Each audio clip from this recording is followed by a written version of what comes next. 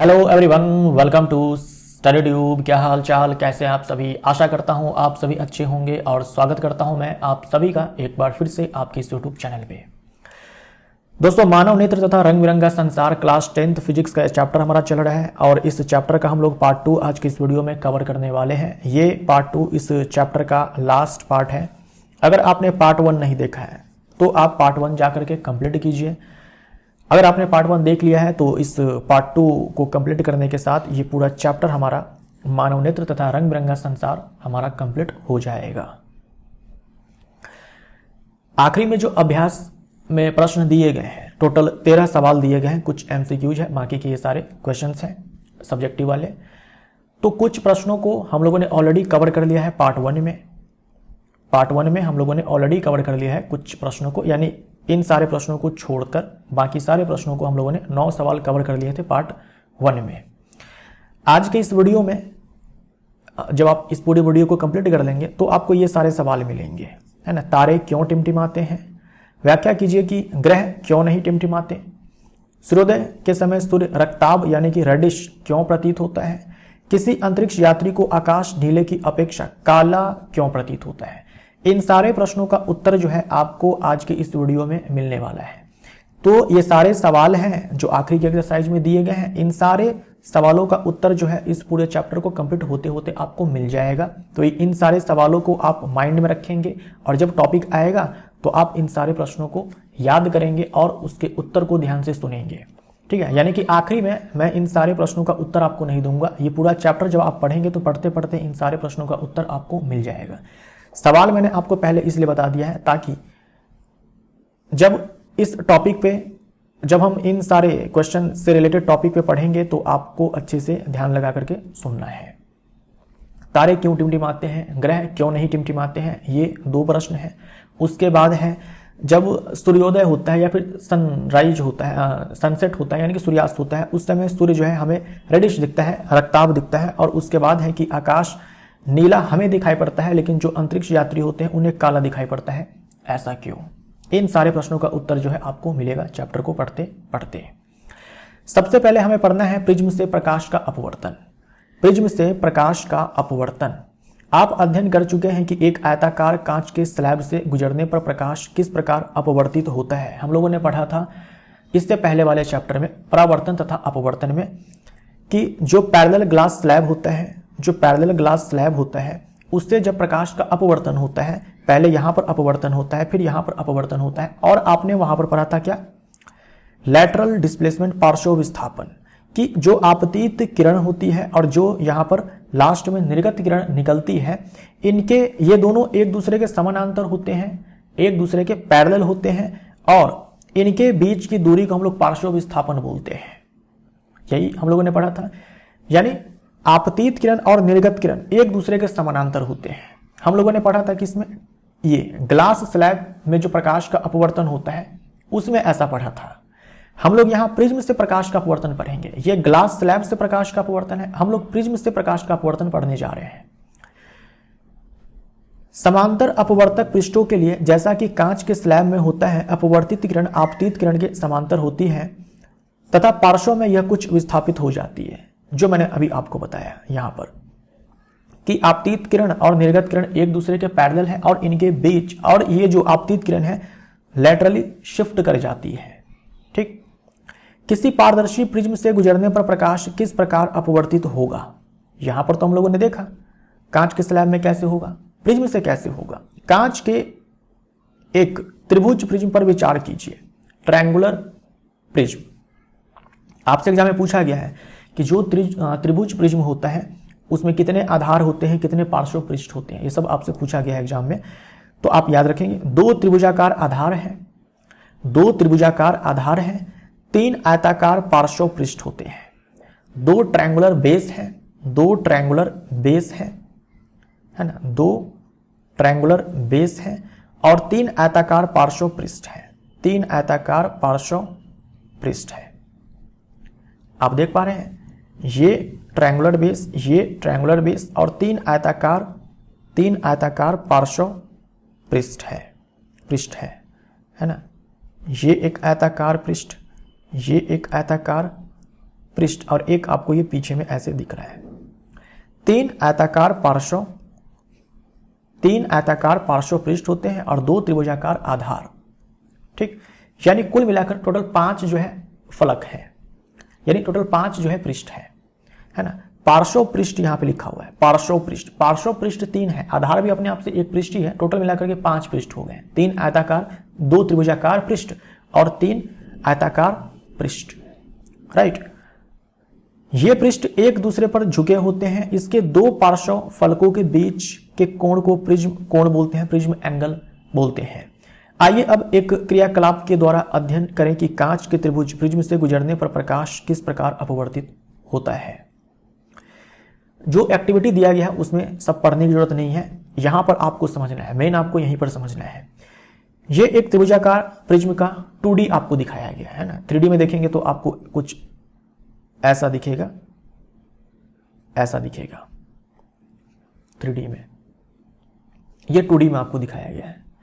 अब आप ध्यान से यहां पर देखो, एक आपतित किरण ऐसे प्रिज्म के इस AB जो पृष्ठ है इस पर आपतित होती है ना। PQ दिखाया गया है ऐसे, ये आपतित किरण है, ये आपतन बिंदु है, आपतन बिंदु पर N डैश क्या है, अभिलंब है। ध्यान से देखिएगा, ये PQ आपतित किरण है, ये E क्या है, आपतन बिंदु है जिस पर एक अभिलंब खींचा गया है। यहां पर देखो तो ये जो आपतित किरण है यहां पर ये ऐसे जाती, अगर बिल्कुल भी अपवर्तन नहीं होता तो ये सीधा ऐसे, ये जो ग्रीन डॉट लाइन आपको दिखाया गया है ऐसे निकल जाती। लेकिन क्या हुआ, यहां पर माध्यम में बदलाव हुआ। ये क्या है, ग्लास है, ये ग्लास है और इधर क्या है, एयर है, यानी कि विरल माध्यम से प्रकाश सघन माध्यम में जा रहा है। तो क्या होगा, अभिलंब की ओर जो प्रकाश किरण है वो झुक जाएगी। तो देखो N डैश है और अभिलंब की ओर प्रकाश किरण जो है ऐसे झुक गई। फिर यहां पर क्या है, ग्लास है और बाहर में एयर है, तो इस बार क्या होगा, इस AC पृष्ठ पर भी अपवर्तन होगा, माध्यम यहां पर बदलेगा, इस बार सघन माध्यम से विरल माध्यम में। तो अभिलंब क्या है, अभिलंब से दूर प्रकाश किरण हट जाएगी। तो यहां पर जो आपतन बिंदु F है, यहां पर इस वाले पृष्ठ के लिए, AC पृष्ठ के लिए ये आपतित किरण है और यहां पर F जो है आपतन बिंदु है, इस पर M डैश जो है ये अभिलंब है और यहां देखो प्रकाश किरण जो है ऐसे निकल जा रही है। यानी कि इस वाले पृष्ठ पर जो प्रकाश किरण है ये अभिलंब की ओर झुकी है, क्योंकि प्रकाश किरण जो है वो विरल से सघन में जा रही है और जब भी विरल से सघन में जाती है अपवर्तित किरण जो है अभिलंब की ओर झुक जाती है। और जब भी प्रकाश किरण जो है सघन माध्यम से विरल माध्यम में जाती है अभिलंब से दूर हट जाती है। इतनी बातें आपको समझ में आई। तो ये जो PE है, ये जो PE है ये आपतित किरण है, PE, राइट। उसके बाद यहां पर देखो EF जो है अपवर्तित किरण है प्रिज्म के अंदर। उसके बाद FS को क्या बोलेंगे, FS को हम लोग बोलेंगे निर्गत किरण, FS को हम लोग बोलेंगे निर्गत किरण। जैसे आयताकार ग्लास स्लैब से जो लास्ट में अंतिम में जो दूसरे पृष्ठ से अपवर्तित किरण निकलती थी उसको भी हम लोग क्या बोलते थे, निर्गत किरण ही बोलते थे। AC पृष्ठ के लिए ये अपवर्तित किरण है, लेकिन ओवरऑल पूरे प्रिज्म के लिए ये जो भी घटना हो रही है ये निर्गत किरण है। ये देखो, ये प्रिज्म कोण है। जिन 2 पृष्ठों से अपवर्तन इस प्रकार से हो रहा है उन दोनों पृष्ठों के बीच के एंगल को हम लोग प्रिज्म एंगल बोलते हैं। यहां पर लिखा था, इसके 2 पार्श्व फलकों के बीच कोण को प्रिज्म कोण कहते हैं। जो भी फलक है उनके बीच के एंगल को हम लोग क्या बोलेंगे, प्रिज्म एंगल बोलेंगे। अब देखो, ये I क्या है, आपतन कोण है इस AB पृष्ठ पे। ये R क्या है, अपवर्तन कोण है इस AB पृष्ठ पे। उसके बाद E क्या है, ये निर्गत कोण है। AC पृष्ठ के लिए आप इसको AC पृष्ठ के लिए आप इस निर्गत कोण को जो है अपवर्तित कोण बोल सकते हो। अब देखो D क्या है, विचलन कोण है, ये आपको ध्यान में रखना है। D क्या है, विचलन कोण है। पार्श्व, ये अभी हम लोगों ने चर्चा किया इससे, इसमें प्रकाश किरण विचलित नहीं हुई है, केवल शिफ्ट हुई है। ये जो आपतित किरण है और ये जो अपवर्तित किरण है इनके बीच में एंगल 0 है, बिल्कुल भी विचलन नहीं हुआ है, केवल प्रकाश किरण जो है शिफ्ट कर गई है। लेकिन इसमें क्या होता है, प्रकाश किरण जो ये आपतित प्रकाश किरण है और ये जो निर्गत प्रकाश किरण है ये एक दूसरे के पैरेलल नहीं है। हम बोलेंगे कि आपतित किरण जो है वो विचलित हो गई है, वो विचलित हो गई है। तो ध्यान से सुनिए अब आप यहां पर कि विचलन कोण भाई क्या है। विचलन कोण और कुछ नहीं है, आपतित किरण जो है कितने कोण से अपने रास्ते से विचलित हुई है। तो आपतित किरण तो भाई ऐसे जा रही थी, है ना, ऐसे जा रही थी, ऐसे जा रही थी, लेकिन क्या हुआ, जब प्रिज्म में ये ऐसे घुसी है, प्रिज्म में ये आपतित किरण ऐसे घुसी है, अगर प्रिज्म नहीं होता तो ये आपतित किरण ऐसे H की ओर चली जाती, लेकिन प्रिज्म से निकलने के बाद ये ऐसे गई है, इस वाले डायरेक्शन में गई है, FS वाले डायरेक्शन में गई, यहां से निकली है। तो अगर हम इसको थोड़ा पीछे खींचे तो आपतित किरण के साथ ये एंगल D बन रहा है, तो हम बोल सकते हैं ना कि जो आपतित किरण है वो विचलित हो गई है इस D एंगल से। इसी को हम लोग विचलन कोण कहते हैं। विचलन कोण क्या है, आपतित किरण और निर्गत किरण के बीच के कोण को विचलन कोण कहते हैं। ये आपको अच्छे से दिमाग में बिठा करके छाप करके रखना है। आपतित किरण क्या है, विचलन कोण क्या है, आपतित किरण और निर्गत किरण के बीच का एंगल है। ये जो विचलन कोण है, विचलन कोण ये क्या है, आपतित किरण और निर्गत किरण के बीच का एंगल है। और प्रिज्म कोण क्या है, दो पार्श्व पृष्ठ के बीच का एंगल है ना। दो पार्श्व पृष्ठ यानी दो पार्श्व फलकों के बीच के कोण को हम लोग प्रिज्म कोण कहते हैं। तो कंफ्यूज आपको नहीं करना है, ठीक। जो भी घटना यहां पर हो रही है उससे हमें यह समझ में आया कि आपतित किरण जा तो ऐसे रही थी लेकिन यहां से ऐसे निकली है, यानी कि एंगल D से विचलित हो गई है। आई होप आपको समझ में आया होगा। यहां PE आपतित किरण है, EF अपवर्तित किरण है, FS निर्गत किरण है, जो यहां पर भी बताया गया है। आप देख सकते हैं कि पहले पृष्ठ AB पर प्रकाश की किरण वायु से कांच में प्रवेश कर रही है, अपवर्तन के पश्चात प्रकाश किरण अभिलंब की ओर मुड़ जाती है। इस वाले पृष्ठ की बात की गई है, मैंने आपको समझा दिया है। दूसरे पृष्ठ AC पर प्रकाश की किरण कांच से वायु में प्रवेश करती है, अतः यह अभिलंब से दूर मुड़ती है। इस AC पृष्ठ की बात की जा रही है जो हम लोगों ने चर्चा कर लिया है। प्रिज्म के प्रत्येक अपवर्तक पृष्ठ पर आपतन कोण तथा अपवर्तन कोण की तुलना कीजिए। प्रत्येक पृष्ठ पर आपतन कोण तथा अपवर्तन कोण की तुलना कीजिए। आ जाइए यहां पर, दोनों पृष्ठों पर तुलना जो है हमें करना है। देखो ये एंगल I आपतन कोण है और ये क्या है, R अपवर्तन कोण है। अब ध्यान से देखिए आप, अगर यहां पर अपवर्तन नहीं होता, ये प्रकाश किरण ऐसे निकलने वाली थी, तो ये जो एंगल है इस I के बराबर होता है ना। हम बोलते हैं ना वर्टिकली अपोजिट एंगल। ये एक सीधी रेखा है, ये एक सीधी रेखा ऐसे इसको आकर काटती, तो ये एंगल आपस में बराबर होते हैं। यही हम लोगों ने पढ़ा हुआ है ज्योमेट्री में। तो सेम चीज देखो, ये एक दूसरे को ऐसे काट रहे हैं, ये और ये, तो ये एंगल, ये पूरा का पूरा एंगल और ये I, ये आपस में बराबर होते हैं।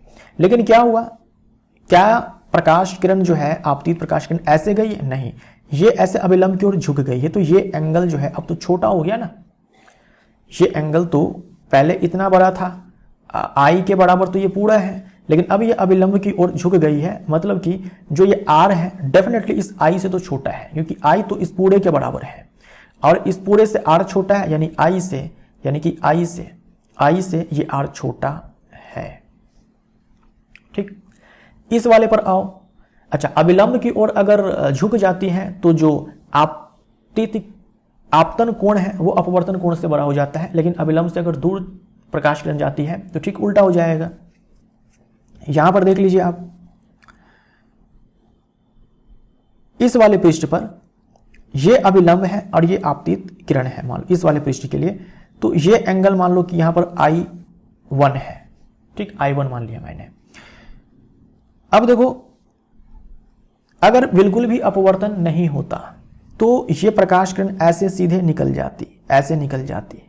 वैसे केस में ये I डैश इस वाले एंगल के बराबर होता। मान लो कि ये एंगल x है, ठीक है, I डैश बराबर x हो जाता।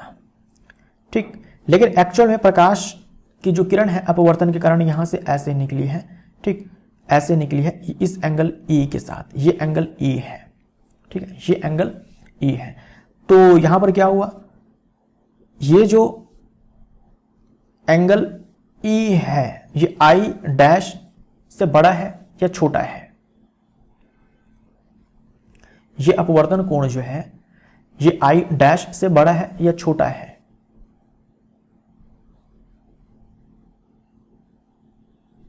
यहां पर उल्टा, सॉरी माफ करिएगा,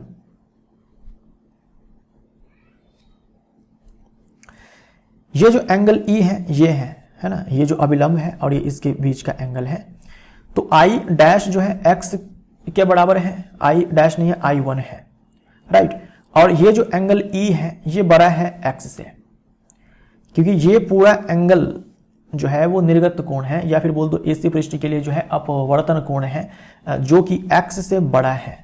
अगर ई एक्स से बड़ा है और एक्स I1 के बराबर है, यानी कि जो I1 है वो छोटा है ई से। तो सीधा आप याद रखना, मैंने इतना समझाया है, आप सीधा याद रखो, जब भी प्रकाश किरण अभिलंब की ओर मुड़ जाए ऐसे में अपवर्तन कोण जो है आपतन कोण से छोटा हो जाएगा, और जब भी अभिलंब से दूर जाए प्रकाश किरण वैसे केस में अपवर्तन कोण बड़ा हो जाएगा, अपवर्तन कोण बड़ा हो जाएगा आपतन कोण से, ठीक। तो तुलना करने को कहा गया था, हम लोगों ने तुलना कर लिया। क्या यह कांच के स्लैब में हुए झुकाव के समान है? बिल्कुल नहीं, बिल्कुल नहीं। हाँ ये बिल्कुल सही है ना, मुझे लगा इसके बारे में कहा जा रहा है, विचलन कोण के बारे में कहा जा रहा है। क्या यह कांच के स्लैब में हुए झुकाव के समान है? बिल्कुल, वहां भी सेम चीज था। जब भी सीधा याद रखो कॉन्सेप्ट, अब अगर अभिलंब की ओर झुकती है तो अपवर्तन कोण जो है छोटा हो जाएगा, अभिलंब से दूर हटे तो अपवर्तन कोण जो है बड़ा हो जाएगा। यहाँ भी सेम चीज, यहाँ भी सेम चीज है ना। यहाँ पर ये जो आई है ये बड़ा है आर से, और यहाँ पर मान लो ये आई डैश है तो आई डैश जो हो जाएगा वो छोटा हो जाएगा इस ई से। ई यहाँ पर अपवर्तन कोण है, तो यहाँ पर आपतन कोण जो है छोटा, अपवर्तन कोण छोटा है और यहाँ पर अपवर्तन कोण बड़ा है। प्रिज्म की विशेष आकृति के कारण निर्गत किरण आपतित किरण की दिशा में एक कोण बनाती है, इस कोण को विचलन कोण कहते हैं। किसके किसके बीच का एंगल है? निर्गत किरण और आपतित किरण के बीच का एंगल है। इस स्थिति में एंगल डी विचलन कोण है। उपरोक्त क्रियाकलाप में विचलन कोण को चिन्हित कीजिए तथा इसे मापिए, है ना। ये एंगल डी है। तो सवाल देखो पूछा गया है कि भाई जो त्रिभुजाकार प्रिज्म होता है उसमें कितने पृष्ठ होते हैं, कितने त्रिभुजाकार है, कितने आयताकार है, प्रिज्म एंगल किसे कहते हैं। और ये पूछा जाता है कि कहाँ पर आपतन कोण ज्यादा होता है अपवर्तन कोण से, कहाँ पर आपतन कोण जो है वो कम होता है अपवर्तन कोण से। इस टाइप का प्रश्न जो है पूछा जाता है आपसे। और विचलन कोण जो है किसके किसके बीच का एंगल है। यही सारे प्रश्न जो है प्रिज्म से आते हैं।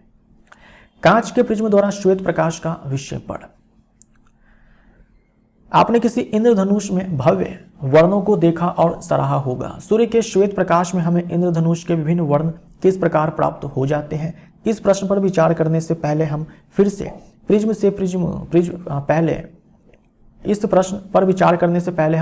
प्रिज्म से होने वाले प्रकाश के अपवर्तन को देखते हैं। कांच के प्रिज्म के झुके हुए अपवर्तक पृष्ठ पर रोचक परिघटना दर्शाते हैं। आइए इस क्रियाकलाप द्वारा देखें। एक्टिविटी अपने को नहीं देखनी है, ठीक है। हम लोग सीधा टॉपिक पे आते हैं। कांच के प्रिज्म से श्वेत प्रकाश का विक्षेपण का मतलब हो गया कि श्वेत प्रकाश का डिस्पर्शन, श्वेत प्रकाश के अपने घटक के रंगों में टूटना। जैसे यहां पर देखो, ये श्वेत प्रकाश को गुजारा गया प्रिज्म से, ठीक। तो ये जो श्वेत प्रकाश है 7 रंगों में टूट गया। तो इससे यह समझ में आया कि जो व्हाइट लाइट है जो सन से आ रही है उसमें टोटल 7 कलर के लाइट है, टोटल 7 कलर के लाइट है।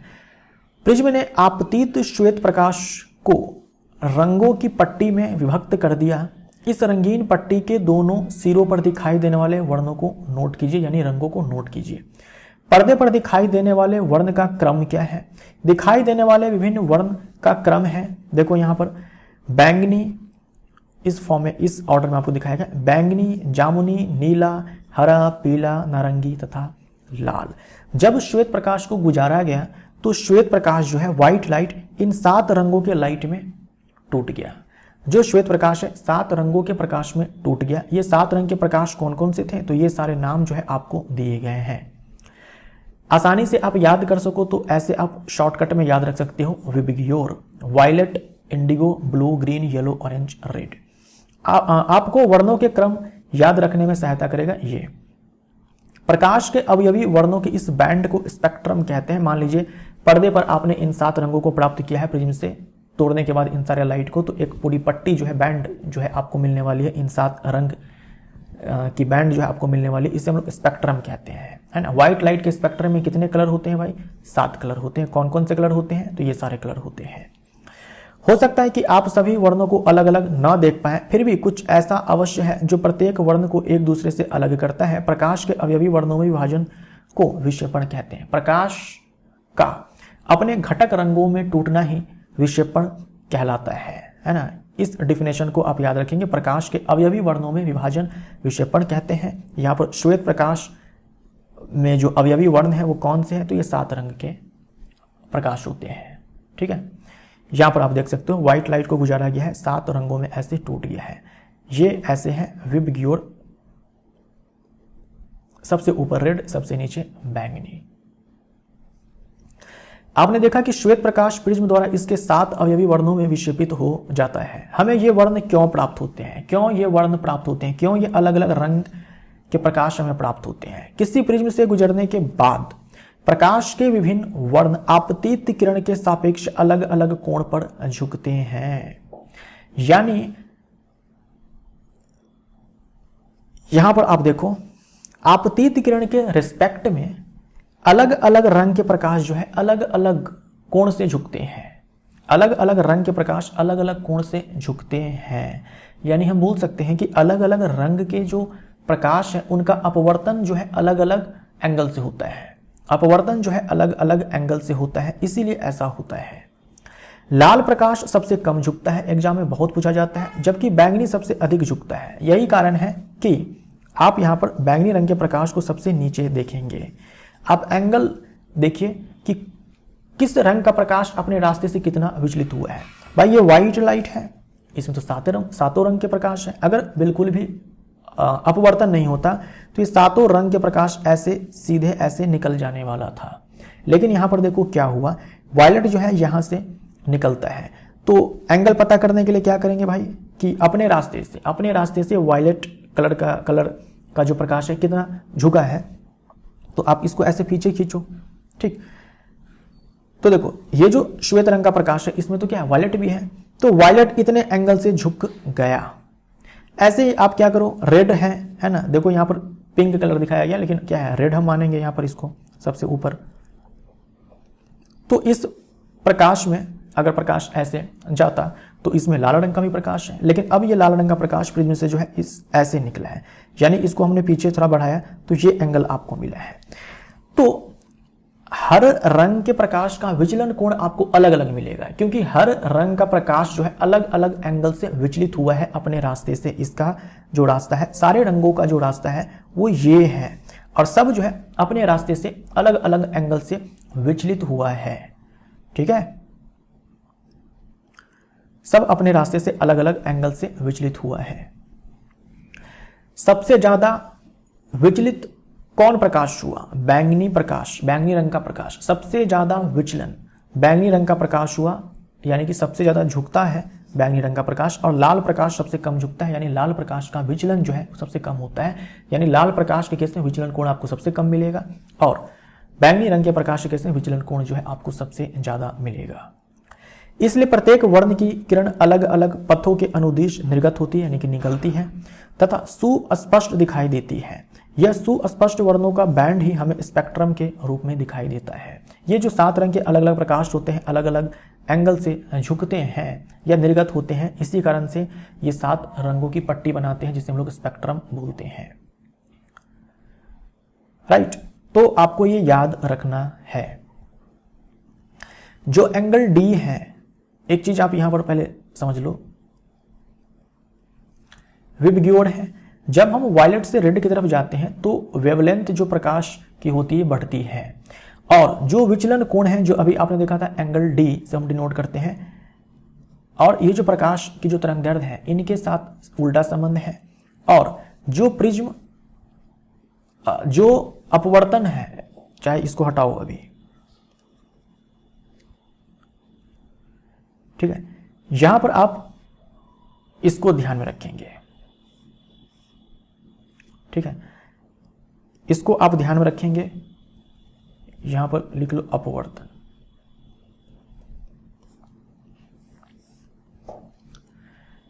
विचलन कोण और प्रकाश के तरंगदैर्घ्य के साथ उल्टा संबंध है, और जो अपवर्तन है उसका भी प्रकाश के तरंगदैर्घ्य के साथ उल्टा संबंध है। यानी मैं आपसे पूछूं कि सबसे ज्यादा अपवर्तन किस रंग के प्रकाश का हुआ है, आपका आंसर क्या होगा, जिसका तरंगदैर्घ्य छोटा है तो किसका तरंगदैर्ध्य छोटा है? वायलेट का। सबसे ज्यादा अपवर्तन इसी का हुआ है। सबसे ज्यादा अपवर्तन वायलेट का हुआ है क्योंकि इसका जो वेवलेंथ है सबसे कम है।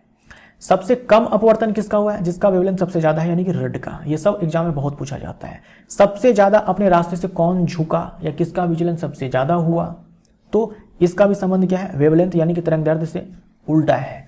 तो ये आपको अच्छे से ध्यान में रखना है। इस पूरे टॉपिक में जो है ले दे करके आपको यही बताया गया है।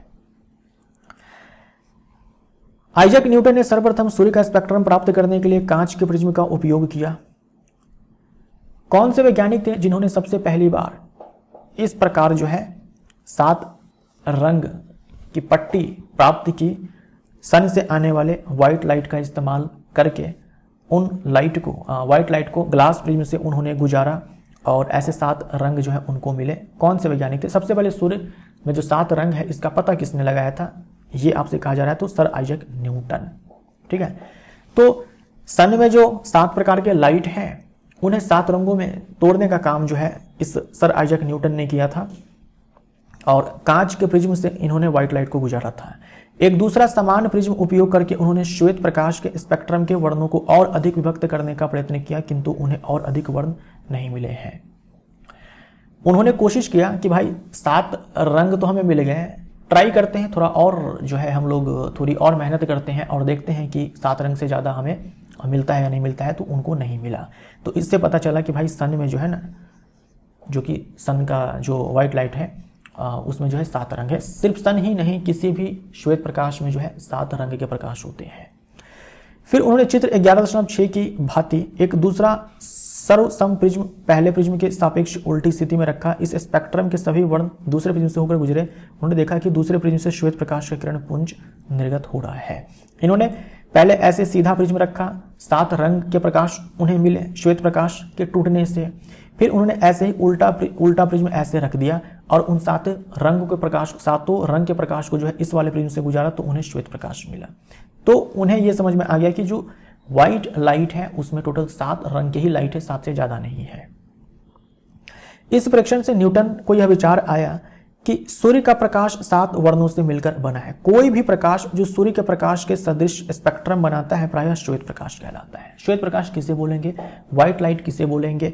तो कोई भी लाइट जो सूर्य के प्रकाश के जैसा ही स्पेक्ट्रम बनाता है, बिल्कुल ऐसा ही स्पेक्ट्रम बनाता है, बिल्कुल ऐसा स्पेक्ट्रम बनाता है, कोई सा भी प्रकाश जो है ऐसा स्पेक्ट्रम अगर बना रहा है 7 रंग वाला, जिसमें हमें ये विविग्योर मिलता है, उससे आप क्या बोलेंगे? व्हाइट लाइट बोलेंगे। उल्टा ऐसे ही बोल सकते हो, अगर किसी लाइट को हम किसी प्रिज्म से गुजारते हैं और हमें ये विविग्योर पट्टी जो है, स्पेक्ट्रम जो है मिलता है, उससे हम लोग व्हाइट लाइट कहते हैं, श्वेत प्रकाश कहते हैं। तो सबसे पहले श्वेत प्रकाश को 7 रंगों में तोड़ने का काम जो है सर आइजैक न्यूटन ने किया था, ये आप ध्यान में रखेंगे। इंद्रधनुष वर्षा के पश्चात आकाश में जल के सूक्ष्म कणों में दिखाई देने वाला प्राकृतिक स्पेक्ट्रम है। इंद्रधनुष में भी आपको 7 रंग ऐसे दिखाई पड़ते हैं। ये भी तो अपने आप में स्पेक्ट्रम है, ये भी तो अपने आप में एक स्पेक्ट्रम है। नेचुरली ये बना है। हम लोगों ने प्रिज्म के केस में अगर ऐसा किया है तो क्या किया है? हम लोगों ने आर्टिफिशियली इसको प्राप्त किया है ना, लेकिन यहाँ क्या हुआ? नेचुरली बना है, नेचर में अपने आप बना है। तो ये 7 रंग हमें प्राप्त हुए और प्रिज्म जैसा यहाँ पर व्यवहार करता है। कौन? जल के जो बूंदे हैं, जल की जो बूंदे हैं, राइट। यह वायुमंडल में उपस्थित जल की सूक्ष्म बूंदों द्वारा सूर्य के प्रकाश का परिक्षेपण के कारण प्राप्त होता है। इंद्रधनुष जो है किस डायरेक्शन में बनता है? तो सदैव सूर्य के विपरीत दिशा में। ठीक है, अगर सन हमारे पीछे है, मेरे पीछे है, तो मेरे सामने जो है इंद्रधनुष बनेगा। ठीक है, सन अगर पीछे है तो मेरे सामने, यानी जिधर सन है ठीक उसकी अपोजिट, उल्टे दिशा में इंद्रधनुष बनता है। जल की सूक्ष्म बूंदें जो होती है वो प्रिज्म की भांति कार्य करती है और जब ये प्रकाश जो है श्वेत प्रकाश सन से जो आ रहा है वो उस बूंद से होकर के गुजरता है तो 7 रंगों में टूट जाता है। सूर्य के आपतित प्रकाश को ये बूंद अपवर्तित तथा विक्षेपित करती है, तत्पश्चात इसे आंतरिक परावर्तित करती है। अंततः जल की बूंद से बाहर निकलते समय प्रकाश का पुनः अपवर्तन वर्तित करती है। देखो क्या सब हुआ है, प्रकाश किरण 2 बार अपवर्तित हुई है। एक बार जब बूंद के अंदर श्वेत प्रकाश गया, श्वेत प्रकाश अंदर गया बूंद के अंदर, यहाँ पर देख लो आप, यहाँ पर ये सूर्य का प्रकाश है, ये जल की या वर्षा की बूंद है, जल की बूंद है। तो यहाँ पर देखो अपवर्तन हुआ, यहाँ पर अपवर्तन के बाद देखो विक्षेपण हो चुका है, ठीक। विक्षेपित रंग जो है उसका देखो यहाँ पर आंतरिक परावर्तन होता है, याद रखिएगा, पूर्ण आंतरिक परावर्तन नहीं होता है, टोटल इंटरनल रिफ्लेक्शन नहीं होता है, केवल आप आंतरिक परावर्तन बोलेंगे। देखो किताब में पूर्ण आंतरिक परावर्तन नहीं है, केवल आंतरिक परावर्तन है, पूर्ण आंतरिक परावर्तन नहीं होता है, केवल आंतरिक परावर्तन होता है। तो यहाँ पर अपवर्तन हुआ, विक्षेपण हुआ, जो भी विक्षेपित रंग है उनका यहाँ पर आंतरिक परावर्तन हुआ और उसके बाद वापस से उन सारे का यहाँ पर क्या हुआ, अपवर्तन हुआ। तो अपवर्तन एक बार यहाँ पर और एक बार यहाँ पर, 2 बार अपवर्तन होता है, एक बार विक्षेपण होता है और एक बार आंतरिक परावर्तन होता है, ठीक है। तो अपवर्तित आपतित प्रकाश को ये बूंदे अपवर्तित तथा विक्षेपित करती है, उसके बाद आंतरिक परावर्तन होता है। सारे जो 7 रंग के प्रकाश होते हैं सारे का आंतरिक परावर्तन होता है, फिर सारे का जो है पुनः अपवर्तित होता है निकलते समय, बूंद से निकलते समय प्रकाश का।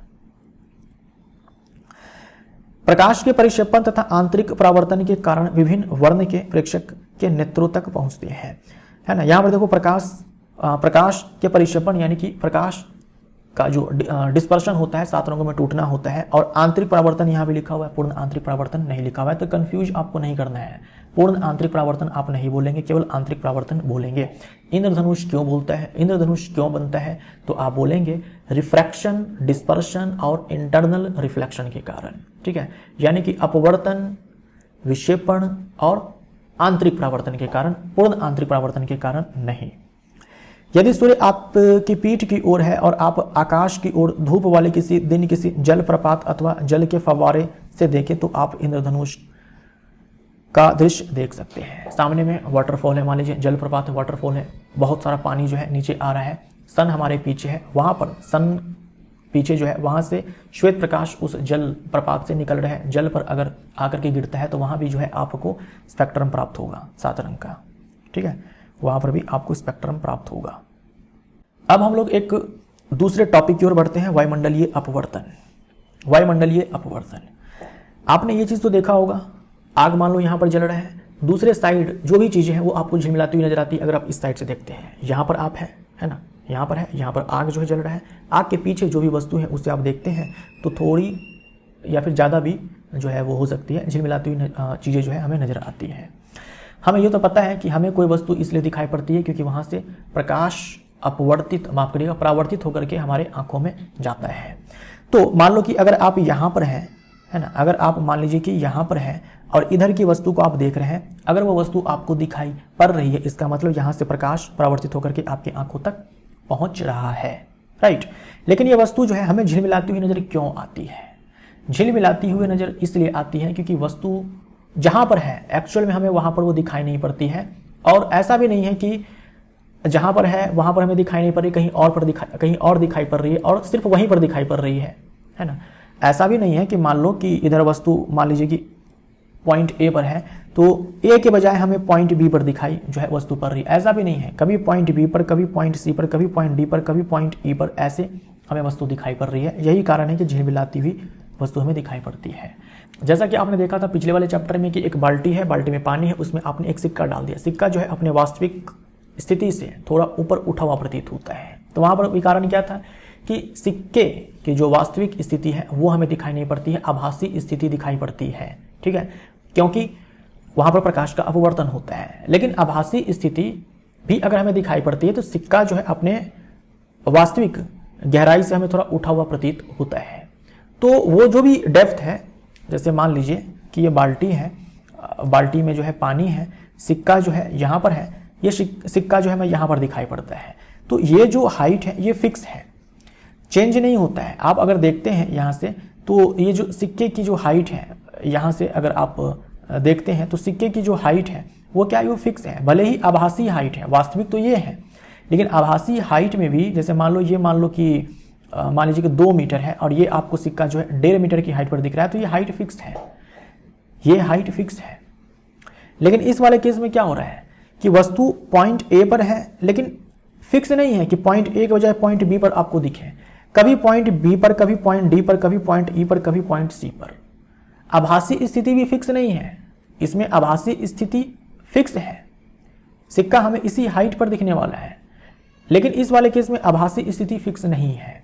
इस वाले में फिक्स इसलिए है क्योंकि यहां पर प्रकाश का जो अपवर्तन हो रहा है वो एक ही डायरेक्शन में हो रहा है, एक ही डायरेक्शन में हो रहा है, क्योंकि यहां पर जो जल का अपवर्तनांक है, वायु का जो अपवर्तनांक है, वो सब क्या है, फिक्स है।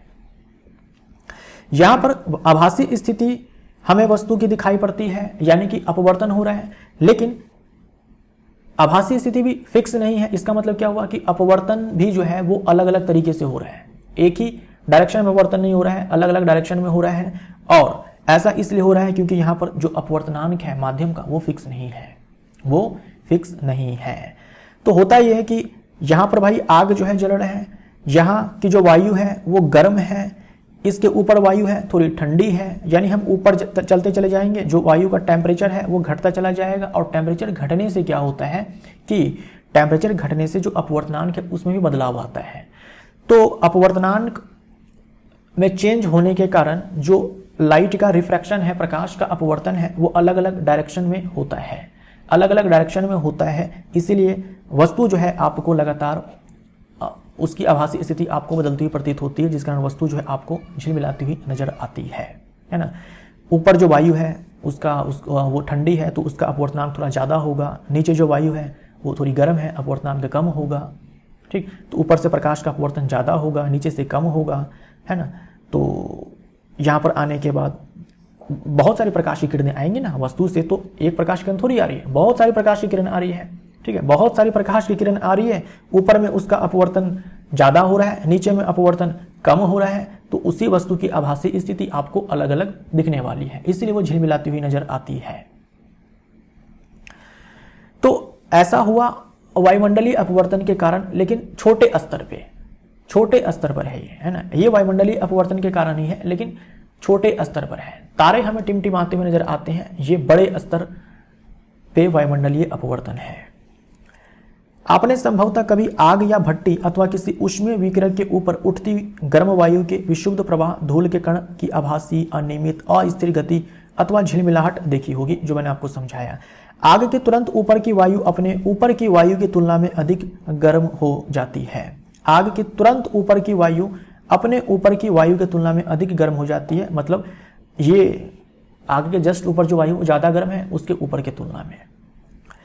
गर्म वायु अपने ऊपर की ठंडी वायु की तुलना में हल्की, कम सघन होती है, इसका अपवर्तनांक ठंडी वायु की अपेक्षा थोड़ा कम होता है। मैंने आपको समझा दिया, बता दिया है। अब देखो, अपवर्तक माध्यम जो कि वायु है की भौतिक अवस्थाएं स्थिर नहीं है। भौतिक अवस्थाएं स्थिर नहीं है का मतलब क्या हुआ, तापमान जो है वो स्थिर नहीं है। इसलिए गर्म वायु से होकर हमें देखने पर वस्तु की आभासी स्थिति परिवर्तित होती रहती है। वस्तु की आभासी स्थिति परिवर्तित होती रहती है, यानी हमें एक तो आभासी स्थिति नजर आ रही है, लेकिन वो भी फिक्स नहीं है।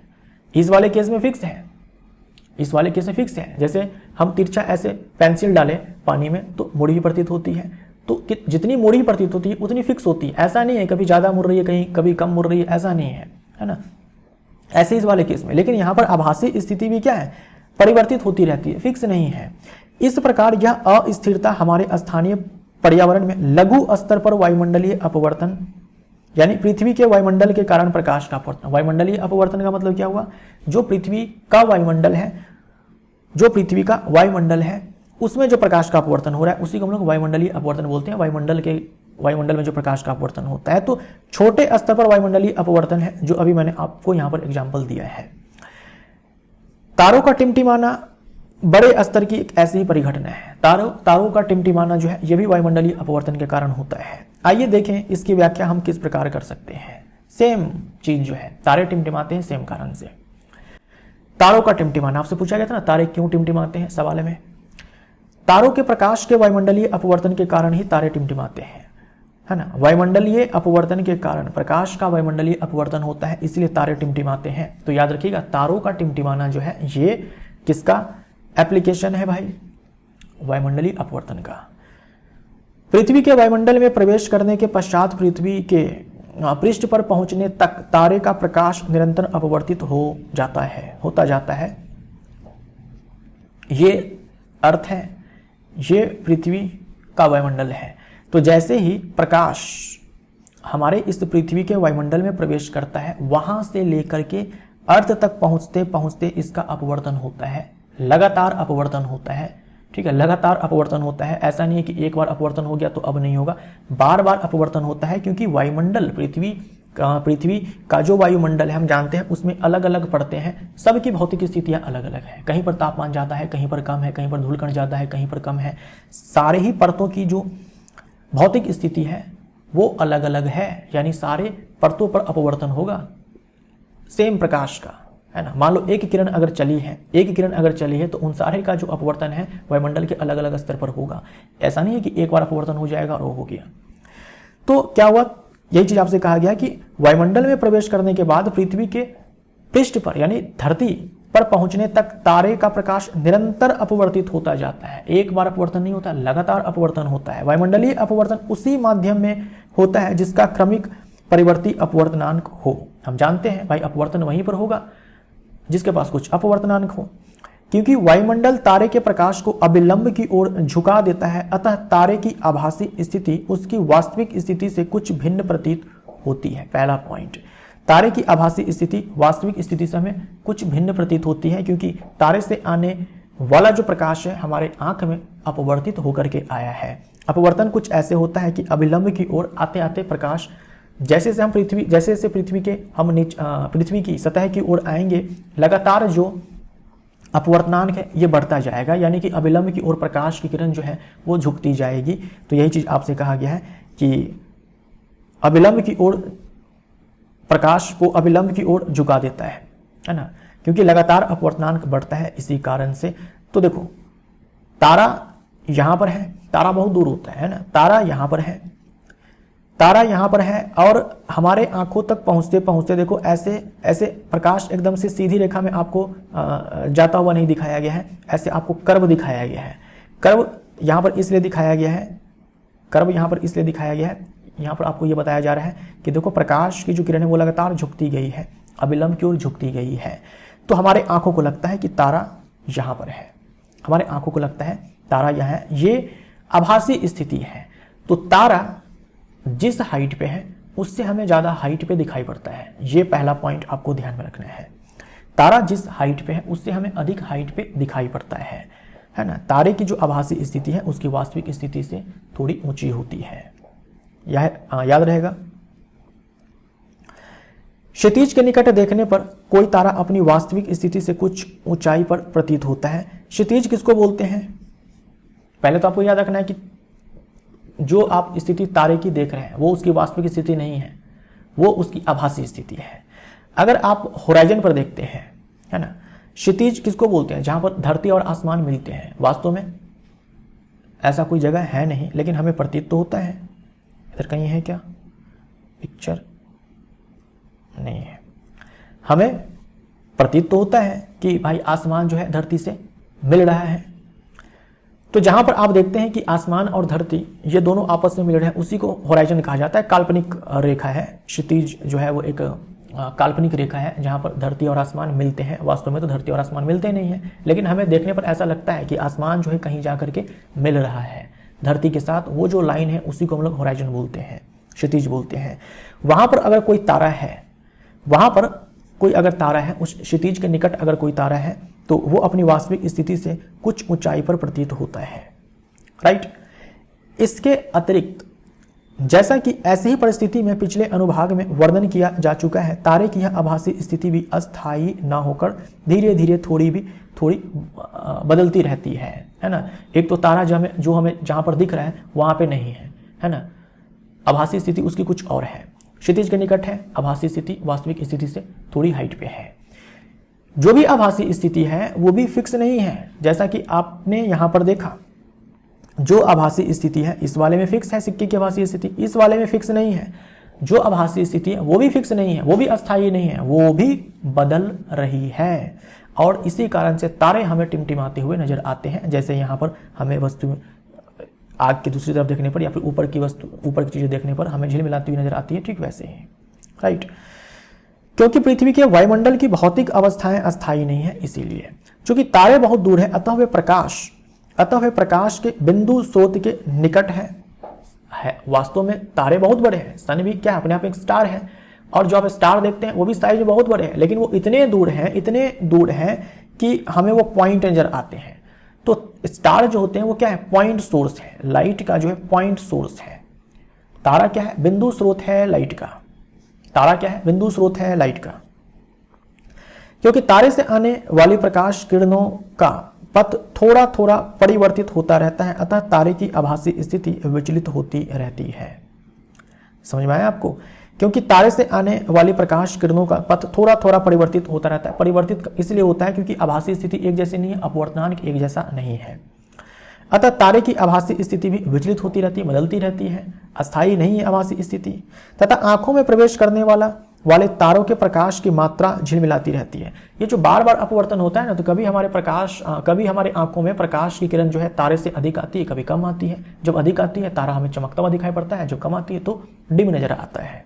राइट, ऐसा क्यों हो पाया? क्योंकि वायुमंडल की भौतिक स्थिति एक जैसी नहीं है, वायुमंडल का जो अपवर्तनांक है एक जैसा नहीं है, इसलिए बार बार अपवर्तन होता है, जिसके कारण कोई भी तारा कभी चमकीला प्रतीत होता है, कभी धुंधला। चमकीला कब प्रतीत होगा? जब तारे से आने वाली जो भी प्रकाश की किरणें हैं उसकी मात्रा अधिक है, यानी जब प्रकाश हमारी आंखों में ज़्यादा प्रवेश करेगा तारा से, और जब कम नजर आएगा तो वो हमें डिम और धुंधला नजर आएगा। इसी का जो प्रभाव होता है, कभी चमकीला दिखता है, कभी धुंधला दिखता है, इसी को तो हम लोग टिमटिमाना बोलते हैं।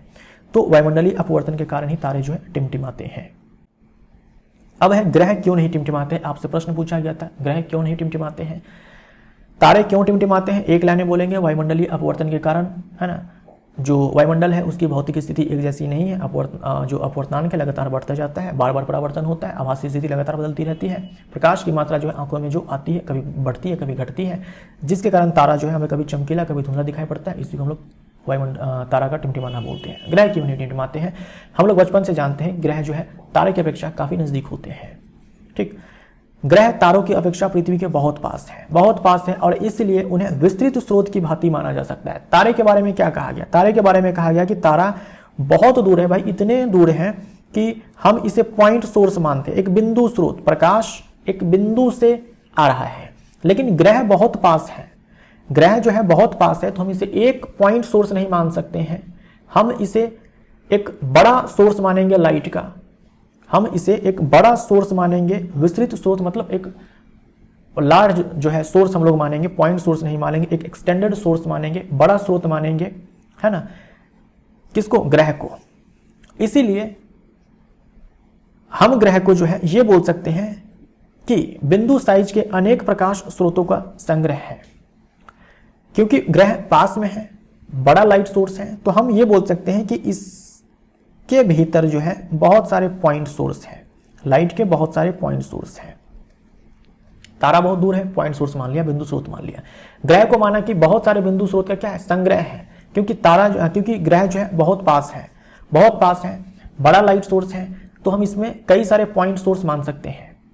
अब देखो, बिंदु साइज के प्रकाश स्रोतों से हमारे नेत्र में प्रवेश करने वाला प्रकाश की मात्रा में कुल परिवर्तन का औसत मान 0 होगा। इसी कारण टिमटिमाने का प्रभाव निष्प्रभावित हो जाएगा। इसका मतलब क्या हुआ कि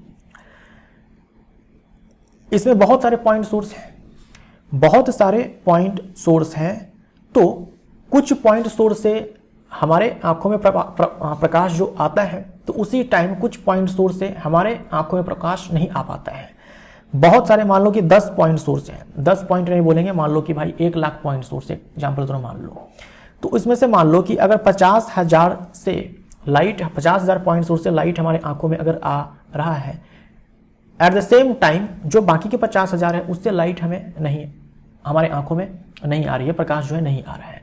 फिर जिससे भाई प्रकाश नहीं आ रहा है, अब उससे प्रकाश आएगा, तो जिससे आ रहा था उससे नहीं आएगा। आपको समझ में नहीं आया होगा, तो इसको हम लोग एक एग्जाम्पल के तौर पर जो है लेते हैं। मान लीजिए एक कमरा है, इस कमरे में 4 बल्ब है, इस कमरे में जो है 4 बल्ब है। ठीक, 4 बल्ब है। अब देखो, आप क्या करते हैं कि 2 बल्ब को एक साथ आप जलाते हैं। जब आप 2 बल्ब को एक साथ जलाते हैं, उसी टाइम आप क्या करते हैं, 2 बल्ब को बंद कर देते हैं, है ना। चाहे आप 2 ही मान लो, ए है बी है। जिस समय आपने इसको जलाया, इसको आपने बंद कर दिया, फिर आपने जब इसको बंद किया, इसको जला दिया, ऐसे चल रहा है पूरा। एक जल रहा है, उसी टाइम दूसरा बंद हो जा रहा है। तो कमरा आपको टिमटिमाता हुआ नजर नहीं आएगा, कमरा आपको टिमटिमाता हुआ नजर नहीं आएगा। कमरे में हमेशा एक बल्ब जितनी रोशनी कर सकता है कमरे में आपको उतनी ही रोशनी मिलेगी, है ना। एक बल्ब के बराबर कमरे में रोशनी जो है वो रहेगी हमेशा, है ना। कभी भी ऐसा नहीं होगा कि कमरा आपको टिमटिमाता हुआ नजर आ रहा है, यानी कभी ऐसा नहीं होगा कि कमरा जो है चमक रहा है फिर डिम हो चुका है, कमरा चमक रहा है फिर अंधेरा हो गया, चमक रहा है फिर अंधेरा हो गया, ऐसा तो नहीं होगा ना। क्योंकि कमरे में जब एक बल्ब बंद होता है दूसरा जल जाता है, ठीक है। यानी हमारे आंखों में प्रकाश जो है हमेशा सेम अमाउंट में ही आ रहा है ना, सेम अमाउंट में ही आ रहा है। जिस समय एक से प्रकाश हमारे आंखों में आ रहा है उसी टाइम दूसरे से नहीं आ रहा है। एक बंद हुआ एक जला, एक बंद हुआ एक जला, ऐसा हो रहा है। सेम चीज है कि हमारे नेत्रों में प्रवेश करने वाले प्रकाश की मात्रा, यदि हम ग्रह को बिंदु साइज के अनेक प्रकाश स्रोत का संग्रह मान ले तो सभी बिंदु साइज के प्रकाश स्रोत से हमारे नेत्रों में प्रवेश करने वाले प्रकाश की मात्रा में कुल परिवर्तन का औसत मान 0 होगा, ठीक है। बल्ब से आपने समझ लिया कि भाई दोनों बल्ब से हमारे आंख में जो प्रकाश आ रहा है उसमें जो कुल परिवर्तन है, मात्रा में जो कुल परिवर्तन है कितना है, 0 है। हमेशा हमारे आंख में जो है वो एक बल्ब से जो आने वाली प्रकाश की किरणें हैं या फिर प्रकाश की जो मात्रा है वही तो आ रहा है तो बल्ब 2 लेकिन जल तो एक टाइम में एक ही रहा है। तो आपको टिमटिमाहट जो है वो नजर नहीं आने वाली है। ग्रह के केस में भी सेम होता है। बहुत सारे पॉइंट सोर्स हैं, कुछ पॉइंट सोर्स से जब प्रकाश की किरण हमारे आंखों में आ रही होती है उसी टाइम बहुत सारे पॉइंट सोर्स से जो है प्रकाश की किरण हमारी आंखों में नहीं आ रही होती है, और जिससे नहीं आ रही होती है जब उससे आती है तो बाकी जिससे आ रही थी उससे नहीं आती है, कुछ ऐसा मान लो। इसीलिए ग्रह जो हमें टिमटिमाते हुए नजर नहीं आते हैं, ठीक। तो ग्रह जो है एक्सटेंडेड लाइट सोर्स है जिसमें कई सारे पॉइंट सोर्स हम लोग मान सकते हैं। अब अग्रिम सूर्योदय तथा विलंबित सूर्यास्त। अग्रिम सूर्योदय यानी कि वास्तविक सूर्योदय से पहले ही हमें सूर्य जो है दिखने लगता है और सूर्यास्त के बाद भी कुछ समय तक हमें सूर्य जो है दिखता रहता है। यह भी होता है वायुमंडलीय अपवर्तन के कारण, तारों का टिमटिमाना वायुमंडलीय अपवर्तन के कारण, अग्रिम सूर्योदय विलंबित सूर्यास्त वायुमंडलीय अपवर्तन के कारण। वायुमंडलीय अपवर्तन के कारण सूर्य हमें वास्तविक सूर्योदय से लगभग 2 मिनट पहले दिखाई देने लगता है। ये याद रखेंगे, एग्जाम में बहुत पूछा जाता है। जो भी आज का टॉपिक आप पढ़ रहे हो ना, सबसे एग्जाम में भर भर के प्रश्न पूछे जाते हैं। वास्तविक सूर्यास्त के लगभग 2 मिनट पश्चात तक दिखाई देता रहता है। सनराइज वास्तव में नहीं हुआ है, वास्तव में सनराइज नहीं हुआ है, लेकिन उससे 2 मिनट पहले हमें सूर्य जो है दिखने लगता है। सनराइज, हाँ, सूर्योदय वास्तव में सूर्योदय नहीं हुआ है, लेकिन उससे 2 मिनट पहले ही हमें सूर्य दिखने लगता है। और सूर्यास्त वास्तव में हो जाता है, उसके बाद भी हमें सूर्य जो है 2 मिनट तक दिखता रहता है। क्यों? वायुमंडलीय अपवर्तन के कारण। वास्तविक सूर्योदय से हमारा अर्थ है सूर्य द्वारा वास्तव में क्षितिज को पार करना। क्षितिज मैंने आपको समझाया जहां पर धरती आसमान मिलते हैं। एक काल्पनिक रेखा है, वास्तव में धरती आसमान कहीं पर नहीं मिलते हैं। आप ढूंढने चलोगे आपको ऐसी कोई रेखा जो है नहीं मिलने वाली है, ठीक। तो जहां वास्तविक सूर्योदय बोलते हैं इसका मतलब क्या कि जो सूर्य है वो क्षितिज के ऊपर आ जाए, क्षितिज को पार कर जाए, तो उससे हम लोग वास्तविक सूर्योदय मानेंगे। लेकिन मान लीजिए कि जो सूर्य है वो क्षितिज के नीचे ही है, ये क्षितिज है, वास्तव में सूर्य जो है क्षितिज के नीचे है, ठीक। लेकिन फिर भी सूर्य हमें दिख रहा है, सूर्य हमें फिर भी दिख रहा है। सूर्य वास्तव में क्षितिज के निकट है। वास्तविक सूर्योदय कब माना जाएगा? जब ये सूर्य जो है क्षितिज को पार कर जाएगा। तो वास्तव में तो क्षितिज के नीचे ही है, लेकिन पृथ्वी पर जो बंदा है, जो भी इंसान है भाई, उसको पृथ्वी पर जो भी लोग हैं उसे सूर्य जो है वो दिखने लगा है।